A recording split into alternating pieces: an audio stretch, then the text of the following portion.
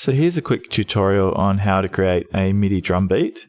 So I'm going to start by showing you a sort of finished product here.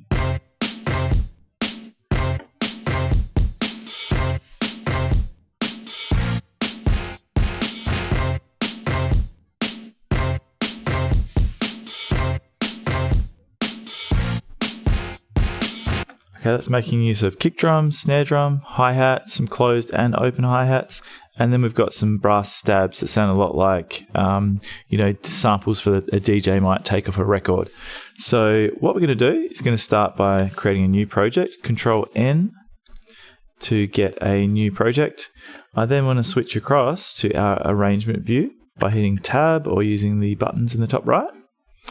Currently it's zoomed out. I can see like 77 bars worth of music there on my screen, but I'm going to zoom in quite a lot. So I'm going to head up to this zoom area and I'm going to make it into a square bracket by grabbing on the edge of it and bring it in till I can see, 5 or 6, less than 8 bars there, because I'm actually looking to make a 4-bar loop. So I'm going to highlight 4 bars of time, which would take me from bar 1 up to the start of bar 5 or the end of bar 4.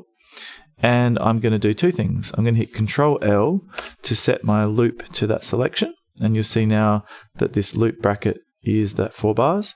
Another thing I can do is right click and choose to insert a MIDI clip, or else hit Create, Insert MIDI clip. And there we go. We have a blank MIDI clip ready to go that lasts for 4 bars. The next step is to choose what kind of instrument, what kind of device we want on this MIDI track. And I'm going to use the Alley Cat preset in the drums category in the browser here. I'm going to drag that Alley Cat kit onto track 1 and drop it there. And you'll see it's now loaded this device on there, and these different samples will trigger when I send MIDI information to that device. So if I switch back to this view of the clip by double clicking, if we double click the device, you can show that, or double click on the MIDI clip to show that in the editor. If you need to adjust your sizing, then that sort of medium gray border there turns into an arrow going up and down. I like to have that show me all 16 elements of that device. I'm going to start by looking down here. You can see the timing, bar 1, beat 2, beat 3 and 4. That's actually the first bar, and you'll see that's subdivided currently to 16th notes. I'm going to change that to 8th notes by right clicking and choosing the fraction of 1 over 8, 1/8. Okay, next I'm going to use the pencil tool, which can be toggled with the B key or by clicking that pencil. And that puts me into draw mode. And I'm going to actually draw some kicks in on, we want our kick and snare. Oops, that snare should not be right there. It should be on beat 4. Like that.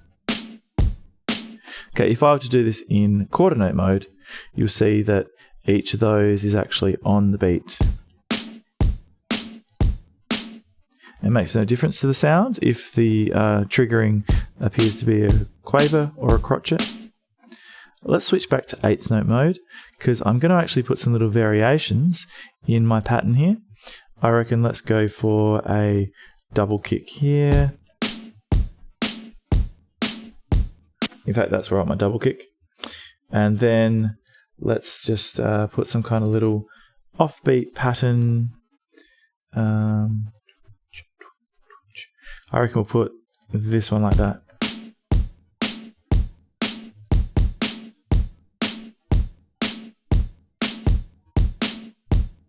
Okay, that's our 4-bar loop, which is looping around because I have the loop switch on up the top.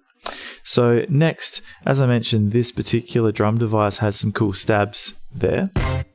So we hear that. I'm actually going to put in a little pattern here.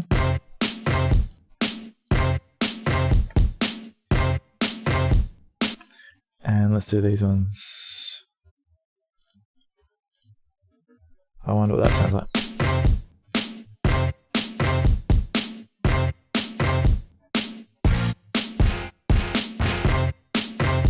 Cool. Cool, I like the effect that has. In fact, I'm actually going to copy that and paste it into bar 5. And I'm holding down Shift and scrolling down. That enables me to actually move across. Otherwise, you can actually drag that sort of zoom area to navigate left and right. I'm now going to work on this second clip here.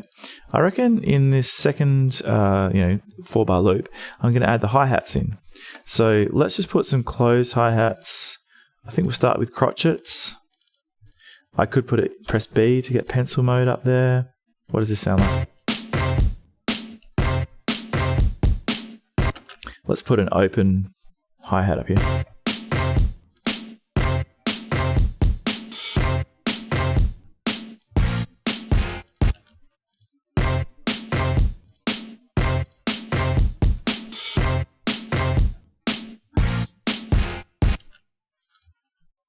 I reckon we'll put a few opens here, maybe even like that.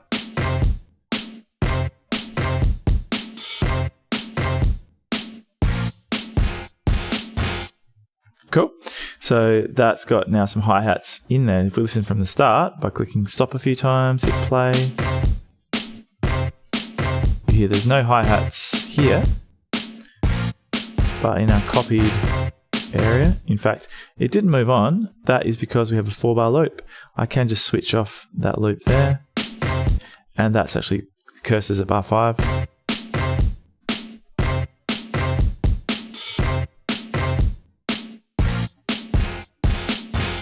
So that's really all I wanted to show you in this tutorial. See if you can create something very similar to that using 4-bar loops and using our drum pattern that it sort of varies. It's not the same every single bar.